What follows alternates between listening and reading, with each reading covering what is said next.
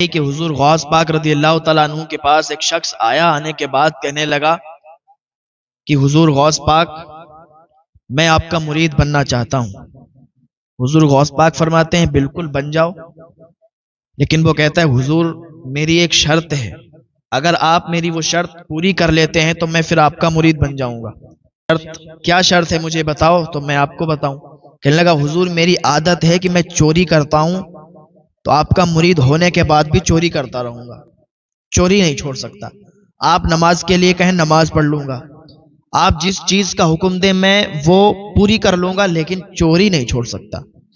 حضور غوث پاک فرماتے تو پھر میں تجھے مرید کیوں بناؤں گا، میں تجھے مرید نہیں بناؤں گا۔ وہ کہنے لگا حضور آپ کو آپ کی والدہ کا واسطہ ہے۔ حضور غوث پاک نے جب اتنا سنا کہ اس نے والدہ کا واسطہ دیا تو حضور غوث پاک رضی اللہ تعالیٰ عنہ والدہ سے بڑی محبت فرمانے والے، حضور غوث پاک فرمانے لگے تو نے میری والدہ کا واسطہ دیا ہے، میں تبھی تجھے مرید بنا رہا ہوں، ورنہ میں تجھے مرید نہیں بناتا، لیکن میری بھی ایک شرط ہے، میں نے تیری شرطوں کو مان لیا، تجھے مرید بھی بنانے کے لیے تیار ہو گیا ہوں، لیکن میری ایک شرط ہے۔ وہ کہنے لگا حضور آپ کی جو بھی شرط ہے میں اس کو مانوں گا۔ حضور غوث پاک نے فرمایا ٹھیک ہے، میری شرط یہ ہے کہ جیسے ہی اذان کا ٹائم ہو جائے بس کھڑے ہو کے اذان پڑھنے شروع کر دینا، تو جہاں بھی ہو، بازار میں ہو، گھر میں ہو، رشتہ داری میں ہو، کہیں بھی ہو، جب اذان کا ٹائم آ جائے تو اذان پڑھنے کے لیے کھڑا ہو جانا۔ اس نے کہا حضور اتنی سی بات ہے، لیکن یہ تو بہت آسان ہے، آپ نے فرما دیا بس ہو گیا، میں آپ کی اس شرط کو کرنے کے لیے راضی ہوں، بس مجھے مرید بنا لیجیے۔ حضور غوث پاک رضی اللہ تعالیٰ عنہ نے اسے مرید بنا لیا،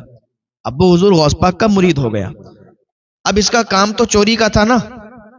گھر چلا گیا، تھوڑے دن گھر پہ رکا، اب جب پیسوں سے لالے پڑ گئے، پیسے ختم ہو گئے اور گھر میں فاقے ہونے لگے تو پھر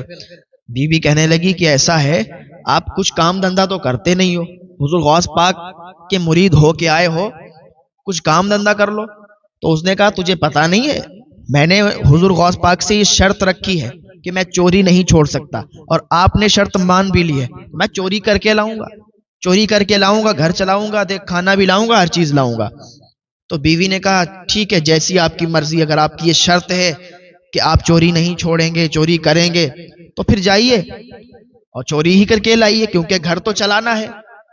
بچوں کا پیٹ تو بھرنا ہے، یہ ورنہ تو بھوکے مر جائیں گے نا۔ کہنے لگا ٹھیک ہے صبر کرو، رات ہونے دو۔ رات ہوئی، رات کا سناٹا ہوا، شہر کے بہت ہی زیادہ امیر گھر میں اس نے چوری کا پلان بنایا، چوری کا